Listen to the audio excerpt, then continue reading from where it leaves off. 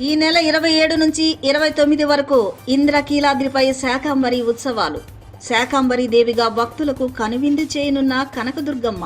ఏర్పాట్లు చేస్తున్న అధికారులు.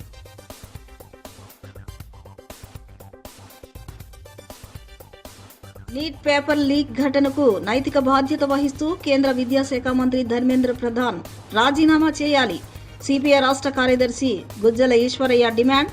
27 నుంచి జిల్లా కలెక్టర్ కార్యాలయాల వద్ద నిరసనలకు పిలుపు.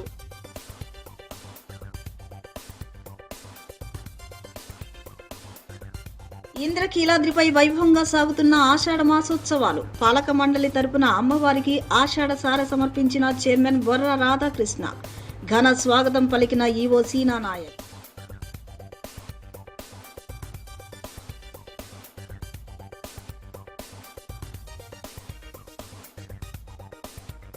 విద్యార్థుల ఉద్యమం పేరుతో కొన్ని రాజకీయ పార్టీలు, సంస్థలు దేశ వ్యతిరేక కార్యకలాపాలకు పాల్పడుతున్నాయి. బీజేపీ రాష్ట్ర ప్రధాన కార్యదర్శి జయప్రకాష్ నారాయణ్ ఆగ్రహం.